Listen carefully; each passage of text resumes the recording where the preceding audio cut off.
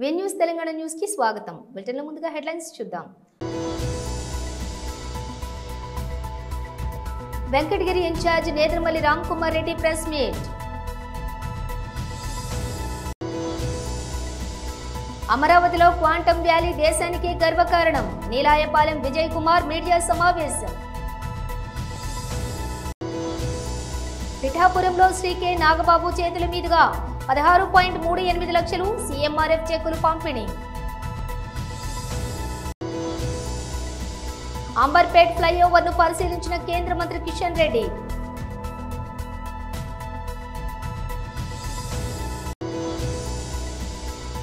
తెలంగాణ భవన్లో బీఆర్ఎస్ నాయకుల press meet.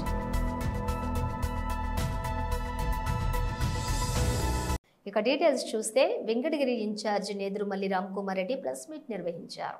ఇంకెక్కడికన్నా పోద్దో ఇవన్నీ బయటకు వస్తాయి.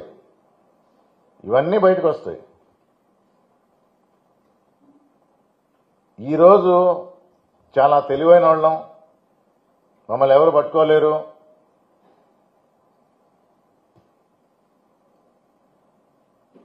ఇల్లీగల్ మైనింగ్ చేస్తాం. ఇల్లీగల్ మైనింగ్ అంటే ఏంటి? అఫీషియల్ మైన్స్ దౌర్జన్యంగా తీసుకున్నారు. ప్రభుత్వ భూమి అయినా, ఫారెస్ట్ భూమి అయినా, ఖాళీగా ఉన్న భూమి అయినా, మూసేసిన మైన్లైనా మా ఇష్టారాజ్యంగా బ్లాస్ట్ చేస్తాం, లోడ్ చేస్తాం, ఎక్స్పోర్ట్ చేస్తాం ఈ అఫీషియల్ మైన్ పేర్ల మీద.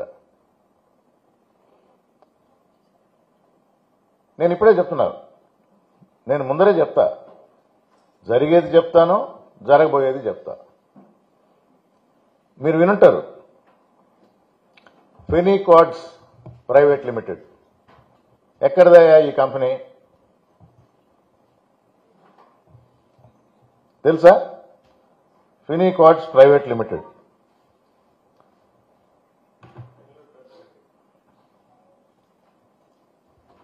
పేరు లేదా?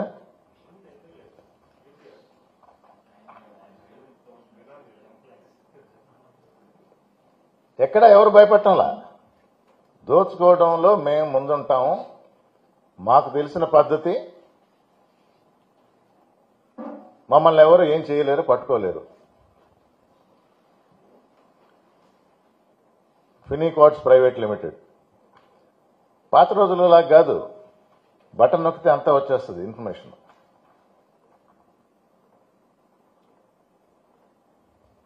డేట్ ఆఫ్ ఇన్కార్పొరేషన్ అంటే ఈ కంపెనీ స్టార్ట్ చేసిన డేట్ 20వ తేదీ జనవరి 2025 ఇన్ఫర్మేషన్ ఉంది. మొన్న జనవరిలో స్టార్ట్ అయింది.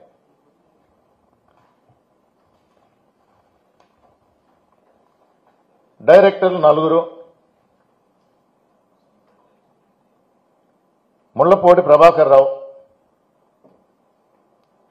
రవీంద్రబాబు మేక డైరెక్టరే, Veerraju Mavuri director, Vijay Kumar Reddy Mannemala managing director. ఈ 4 పేర్లు మీకు ఎవరికైనా తెలుసా? ఎవరు వినలేదా? కొంచెం పరిశోధించండి. మేనేజింగ్ డైరెక్టర్ మన్నెమాల విజయ్ కుమార్ రెడ్డి, మిగతా 3 డైరెక్టర్లు. మీరు కూడా. అమరావతిలో క్వాంటమ్ వ్యాలీ దేశానికి గర్వకారణం.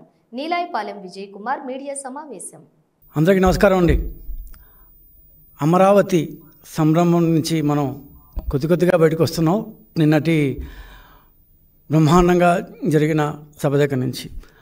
ఈ సభ కంటే ముందుగా ఒక 2-3 గంటలు ముందుగా, అంటే నిన్న పొద్దున మనందరం ఈ అమరావతి సంభ్రమంలో బహుశా పూర్తిగా దృష్టి పెట్టలేదేమో.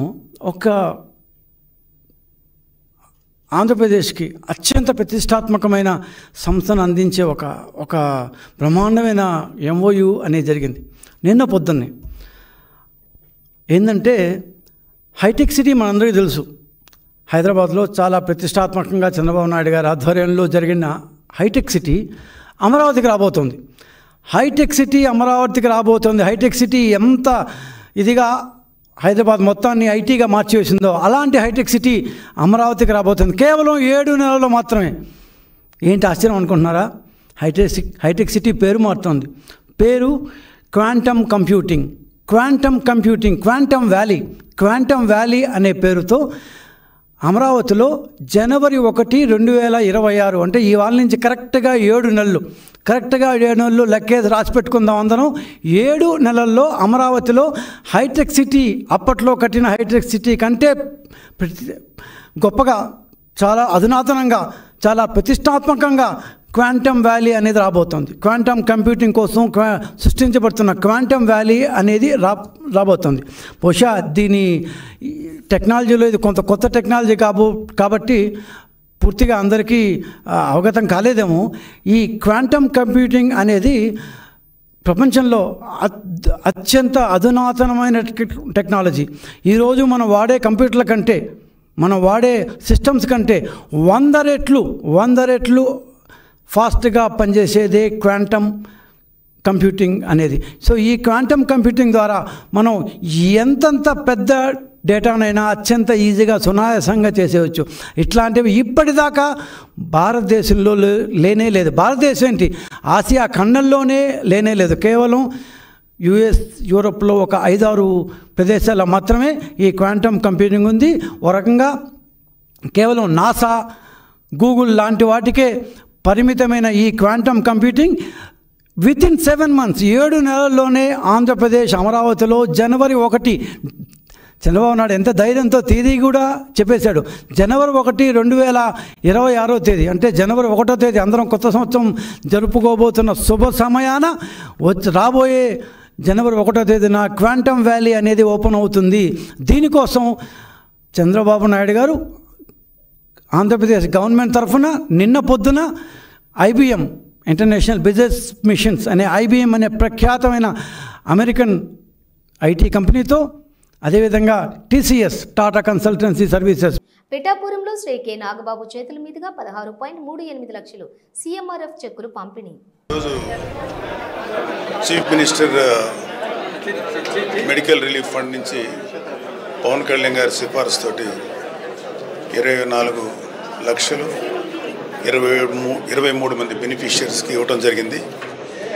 సో ప్రతి విషయంలోనూ, ప్రతి సందర్భంలోనూ మన పిఠాపురం ఎమ్మెల్యే, డిప్యూటీ సీఎం గారు, జనసేన నాయకులు పవన్ కళ్యాణ్ గారు చాలా మానవతా దృష్టితో స్పందిస్తున్నారు. ఆ సందర్భంగా ఆయన సిఫారసు మేరకి సీఎం రిలీఫ్ ఫండ్ నుంచి ఈ బెనిఫిషియరీ అందరికీ చెక్కులు ఇవ్వడం జరిగింది. వాళ్ళ కష్టంలో పాలు పంచుకునేటువంటి, వాళ్ళ కష్టం పూర్తిగా తీర్చగలం లేదో తెలియదు కానీ అట్లీస్ట్ వాళ్ళ కష్టంలో పాలు పంచుకునేటువంటి అవకాశం మాకు వచ్చినందుకు వాళ్ళు బాగుండాలని చెప్పి మనస్ఫూర్తిగా కోరుకుంటున్నాం. Thank you. అంబర్పేట ఫ్లైఓవర్ను పరిశీలించిన కేంద్ర మంత్రి కిషన్ రెడ్డి. అంబర్పేట ఫ్లైఓవర్కి సంబంధించినటువంటి నిర్మాణ పనులు ఒక కొలికొచ్చాయి. ఇంకా 6 ప్లేస్లలో రాష్ట్ర ప్రభుత్వము GHMC ఈ యొక్క భూసేకరణకు సంబంధించినటువంటి పనులు పూర్తి చేసి ఈ యొక్క సర్వీస్ రోడ్డు వేసుకోవడానికి ఇంకా భూమిని ఇవ్వాల్సినటువంటి అవసరం ఉంది. ఈ విషయంలో ముఖ్యమంత్రి గారికి, గతంలో కేసీఆర్ గారు కానీ, ఇప్పుడు ఉన్నటువంటి రేవంత్ రెడ్డి గారు కానీ అనేక ఉత్తరాలు రాయడం జరిగింది. ఈ యొక్క అంబర్పేట ఫ్లైఓవర్ సుమారు 400 కోట్ల రూపాయలతోటి నిర్మాణం జరుగుతూ ఉంది. 5వ తేదీ సాయంకాలము 4 గంటలకు కేంద్ర ప్రభుత్వ రహదారుల శాఖ మంత్రి అయినటువంటి నితిన్ గడ్కరీ గారి చేతుల మీదుగా ఇది ప్రారంభోత్సవం అధికారపూర్వకంగా చేసుకుంటాం. ఇంకా నేను ఈరోజు GHMC అధికారులతో, మున్సిపల్ కమిషనర్తో, పోలీస్ అధికారులతో కూడా మాట్లాడడం జరిగింది. ఈ యొక్క ల్యాండ్ అక్విజిషన్ పనులు ఇంకా 6 ప్లేస్లలో కొంత అడ్డంకిగా ఉన్నాయి. అది పూర్తి చేస్తే ఫ్లైఓవర్ కింది నుంచి వెళ్ళేటువంటి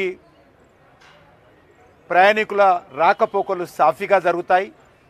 ఏ రకమైనటువంటి ఇబ్బంది లేకుండా ఆ యొక్క ట్రాఫిక్ ఫ్లో ఉంటుంది. కానీ ఈ 6 ప్లేస్లలో ఈ యొక్క భూసేకరణ పనులు పూర్తి కాని కారణంగా ఇంకా ఇబ్బందులు ఉన్నాయి. కొంతమంది కావాలని ఈ యొక్క ఫ్లైఓవర్ పనులు ఆపేటువంటి ప్రయత్నం చేశారు.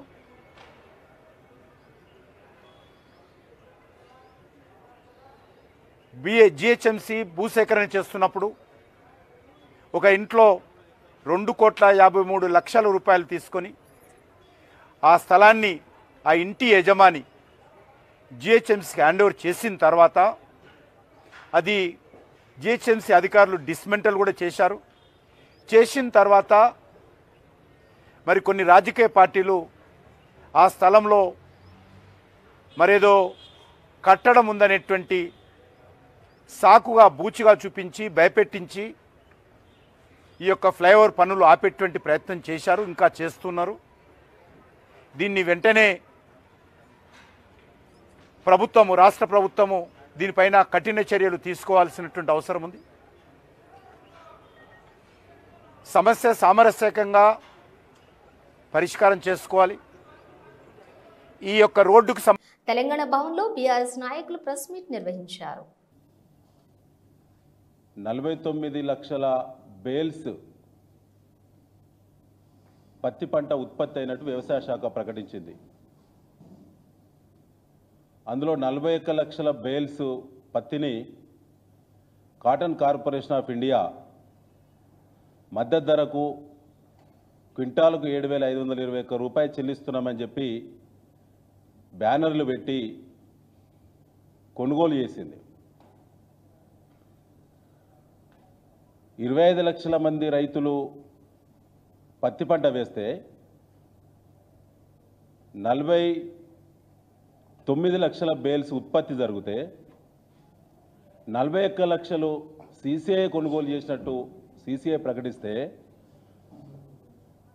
25 లక్షల మంది రైతుల సంఖ్యకు గాను 6,30,000 మంది రైతులు మాత్రమే సీసీఐకి అమ్మినట్టు ఆ 6,30,000 మంది రైతుల వివరాలు వాళ్ళు ఆన్లైన్లో పెట్టారు. 6,30,000 మంది రైతుల ఖాతాలలో మాత్రమే ఈ 41 లక్షల బేళ్ల పత్తికి సంబంధించినటువంటి వేల కోట్ల రూపాయలు ఆ ఖాతాలో జమ కావడం జరిగింది. అంటే ఈ రాష్ట్రంలో ఉత్పత్తి అయినటువంటి పత్తి ఎంత, ఈ రాష్ట్రంలో పత్తి పంట వేసినటువంటి రైతుల సంఖ్య ఎంత, సీసీఐ కొనుగోలు చేసినటువంటి పంట బేళ్ల రూపంలో చూస్తే 80% పంట కొనుగోలు చేసింది సీసీఐ, 20% మంది రైతుల నుంచి మాత్రమే కొనుగోలు చేసినట్టు అధికారిక లెక్కలు చెప్తున్నాయి. దీని ఎన్నుకున్నటువంటి మర్మం ఏంటి, కుట్రేంది, కుంభకోణం ఏంటంటే టెంపరరీ రిజిస్ట్రేషన్స్ పేరు మీద ఈ రాష్ట్రంలో వ్యవసాయ శాఖ, మార్కెటింగ్ శాఖ, కాంగ్రెస్ పార్టీ రాష్ట్ర పెద్దలందరూ కూడా కుమ్మక్కై వందలాది మంది బ్రోకర్లను పెట్టుకొని మార్కెట్ల వారిగా మార్కెట్ కమిటీలు కూడా ఇందులో భాగస్వాములై సీసీఐ కొనుగోలు చేయాల్సినటువంటి షెడ్యూలు అక్టోబర్ మొదటి వారంలో సీసీఐ కొనుగోలు కేంద్రాలు ప్రారంభించాల్సినటువంటి షెడ్యూల్ను నవంబర్ మొదటి వారానికి వాయిదేసింది. దానివల్ల నెల రోజులు కొనుగోలు మద్దతు ధర లేట్ అయింది కాబట్టి కడుపుగాలిన రైతు, అప్పుల ఒత్తిడికి గురైనటువంటి రైతు ఆ పంట రైతు చేతులకు వెళ్ళి వచ్చి మార్కెట్లో బ్రోకర్ల చేతిలో, ట్రేడర్ల చేతులకు వచ్చింది. ఇది ఒక వ్యూహాత్మకమైనటువంటి, ఒక కుట్రపూరితమైనటువంటి, ఒక ప్రణాళికాబద్ధ ఉగ్రవాదం దానికి మద్దతునిస్తున్న శక్తులపై అత్యంత కఠినమైన నిర్ణయాత్మక చర్యలు తీసుకోవడానికి భారత్ సంపూర్ణంగా కట్టుబడి ఉందని ప్రధానమంత్రి నరేంద్ర మోదీ పునరుద్ఘాటించారు. ఉగ్రవాదం మానవాళికి పెనుముప్పు అని అభివర్ణించారు. భారత పర్యటనలో ఉన్న అంగోలా అధ్యక్షులు జువాలో రెన్సోతో ఢిల్లీలో జరిగినటువంటి ద్వైపాక్షిక చర్చల అనంతరం ఏర్పాటు చేసిన సంయుక్త మీడియా సమావేశంలో ప్రధాని మోదీ ఈ ప్రకటన చేశారు.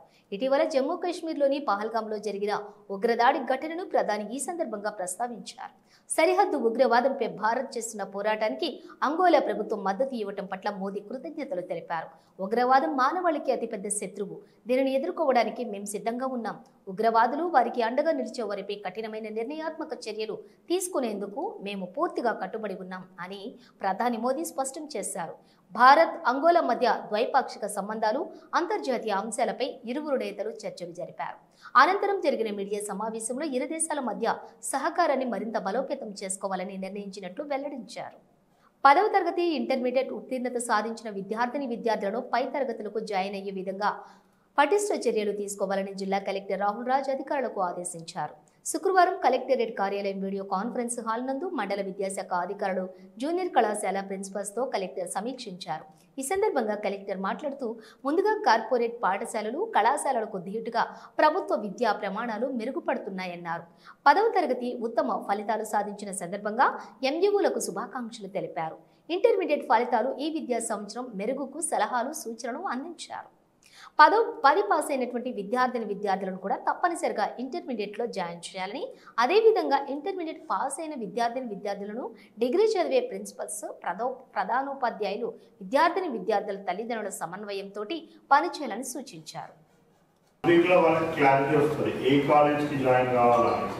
సో మోస్ట్లీ మనం ఏం చేయాలంటే ఇప్పుడు మండల్ లెవెల్లో సో మీరు ఒకటి వర్కౌట్ చేయండి. ఏమి అనేసి అంటే ఇప్పుడు మనకి గ్రూప్ వైజ్ ఏ కాలేజీలో ఎన్ని సీట్స్ యావరేజ్ మనం తీసుకుంటే ఒక 500-600 మంది ఒక మండలికి ఉండాలి. పెద్ద మండలి పాపనపేటలో ఎక్కువ ఉండొచ్చు. సో అట్లా ఒక యావరేజ్ 500 అనేసి అనుకుంటే 500 మందికి మనకి గవర్నమెంట్ జూనియర్ కాలేజ్లో ఎన్ని సీట్స్ ఉన్నాయి. సో ఇది నాకు ఎంత తొందరగా ఇస్తే నేను ఒకవేళ సీట్స్ వాళ్ళ తక్కువ ఉంటేనైనా నేను సెక్రటరీ ఎడ్యుకేషన్ ఇప్పుడు వాళ్ళకి కొద్దిగా క్లారిటీ వస్తుంది. సో 1-2 days అయిపోయింది కాబట్టి 1 weekలో వాళ్ళకి క్లారిటీ వస్తుంది ఏ కాలేజ్కి జాయిన్ కావాలని. సో మోస్ట్లీ మనం ఏం చేయాలంటే ఇప్పుడు మండల్ లెవెల్లో సో మీరు ఒకటి వర్కౌట్ చేయండి. ఏమి అనేసి అంటే ఇప్పుడు మనకి గ్రూప్ వైజ్ ఏ కాలేజీలో ఎన్ని సీట్స్ భద్రాద్రి కొత్తగూడెం జిల్లా కొత్తగూడెం పట్టణంలోని బాబాయ్ హోటల్లో ఫుడ్ ఇన్స్పెక్షన్స్ అధికారులు ఆకస్మికంగా తనిఖీ చేశారు. హోటల్లో వంటగదిలోని వంటలను, ఫ్రిడ్జ్లోని సరుకులను క్షుణ్ణంగా పరిశీలించి నాణ్యతా ప్రమాణాలు పాటించడం లేదని హోటల్ యాజమానిపై ఆగ్రహం వ్యక్తం చేశారు. హోటల్లో వాడుతున్న ముడి సరుకులను పరిశీలించి ప్రజల ఆరోగ్యాలతో చెలగాటం ఆడితే చర్యలు తప్పవని సూచించారు. వ్యాపారం ముడుపులు 6 కాయలుగా నడుస్తున్నప్పటికీ హోటల్లోకి సంబంధించినటువంటి పాత్రలు లేకపోవడంతో అవాక్కైన అధికారులు హోటల్ యజమానికి షోకాజ్ నోటీసులు ఇచ్చారు. అనుభవంతో మేము అక్కడ కంప్లైంట్ పెట్టినాం కాబట్టి వచ్చిండ్రు. గతంలో మేము ఇక్కడ టిఫిన్ చేసిన తర్వాతకి అనీజీగా అనిపిస్తే 2 రోజుల తర్వాత మేము హాస్పిటల్కి పోతే మాకు అది వచ్చేసి ఫుడ్ పాయిజన్ అని చెప్పారు. దాని తర్వాత మేము పోయి ఏంటి అని అడిగితే వాళ్ళు చూపెట్టే ఫుడ్ ఇంతే ఉంటుంది, ఇంతకంటే మేము మంచిది పెట్టలేము, మా దగ్గర ఇదే ఉంటుంది, ఇష్టం తినండి లేకుంటే లేదన్నారు. అదే కాకుండా అదే బాబాయ్ హోటల్లో రైతు బజార్లో ప్రజలందరూ రైతులు, ప్రజలు, అడ్డ మీద అమాలీసు అందరూ అదే ఫుడ్ తింటారు. వాళ్ళకేమైనా రేపు పొద్దున అనారోగ్యం జరిగితే ఎవరు బాధ్యులు? దాని గురించి కంప్లైంట్ పెట్టాము. ఫుడ్ సేఫ్టీ ఆఫీసర్ వచ్చిండ్రు. వాళ్ళ దగ్గర లైసెన్స్ ఏమీ లేవు. ఫుడ్ సేఫ్టీ లైసెన్స్ అసలే లేదు వాళ్ళ దగ్గర. ఫుడ్ లైసెన్స్ లేదు. ఓకే, ఫుడ్ లైసెన్స్ లేదు. దాని ప్రకారంగా ఏంటి అని అడిగితే మా దగ్గర వాళ్ళు ఏం లేదు, తెల్ల ముఖాలు వేసేసారు. వచ్చిన ఆఫీసర్లు మరి ఏమి చేసిండ్రు, ఏం చర్యలు తీసుకుంటారు అనేది మాకు ఇంతవరకు ఏం చెప్పలేదు. దాన్ని బట్టి ఆఫీసర్ చర్యలు తీసుకోవాలి. అదే కాకుండా వాళ్ళ దగ్గర ఉన్న టీ వచ్చేసి ఒక టీ వచ్చేసి 20 రూపాయలు తీసుకుంటారు. ఆ టీ నాణ్యత వచ్చేసి 2 రూపాయలు కూడా పడదు. నీసు వాసన వస్తుంది, నీళ్ళ టీ. అది ఏంటి అని అడిగితే మా దగ్గర ఇదే ఉందని చెప్తారు. మరి వాళ్ళంతా నిర్లక్ష్యంగా ప్రవర్తించడం, రోడ్డు మీద వ్యాపారం చేసుకోవడానికి అర్హులు కాదు వాళ్ళు. అదీ కాకుండా ఆ హోటల్ వచ్చేసి వెనక డ్రైనేజ్ వాటర్లో పెట్టేసి మంచినీళ్ళ కింద సరఫరా చేస్తారు. వెనక ట్యాంక్లో ఉన్న వాటర్ ఎట్లున్నాయో తెలియదు, ఎన్ని రోజులు ఒకసారి క్లీన్ చేస్తారో తెలియదు. అదీ కాకుండా వాళ్ళు వచ్చేసి కూలింగ్ వాటర్ అని పెడతారు, దాంట్లో పురుగులు ఉంటున్నాయి. వాళ్ళు పనిచేసే వ్యక్తులు 4 ఉన్నారు. వాళ్ళకి కనీసం బాధ్యత తెలియదు. వాళ్ళకి మినిమం కామన్ సెన్స్ కూడా లేదు. వాళ్ళు చేతులు ముంచి నీళ్ళు తీసుకొచ్చి రోడ్డు మీద పెడతారు. వాళ్ళు రకరకాలుగా ఉన్నది ఆ హోటల్ గురించి చర్యలు తీసుకోవాలని చెప్పేసి మా స్కూల్ లేని యువత తరఫున నేను వాళ్ళని కంప్లైంట్ పెట్టి అడగడం జరిగింది. ఇవాళ food safety officer district officer వచ్చారు ఇవాళ, కానీ ఏం చర్యలు తీసుకుంటారని చెప్పలేదు. అది కాకుండా ఆ హోటల్ సింగరేణి రూమ్ ప్రకారంగా నడుస్తున్నాయి. మళ్ళీ వాళ్ళు మున్సిపాలిటీ పరిధిలో రోడ్డు బయటకు వచ్చేసి షెడ్లు వేసుకున్నారు. యథేచ్ఛగా అడిగేటోళ్ళు ఎవరు లేరు. ప్రెస్ వాళ్ళు అడగడానికి వెళ్ళినప్పుడు వాళ్ళ మీద దౌర్జన్యం చేస్తారు.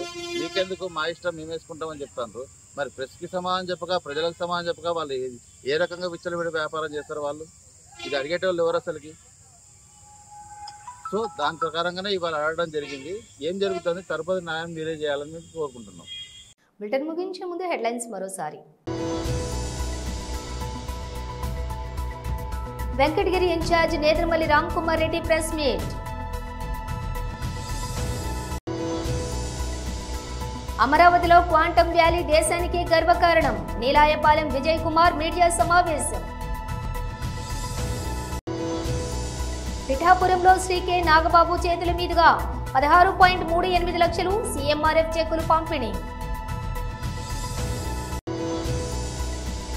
అంబర్పేట్ ఫ్లైఓవర్ను పరిశీలించిన కేంద్ర మంత్రి కిషన్ రెడ్డి.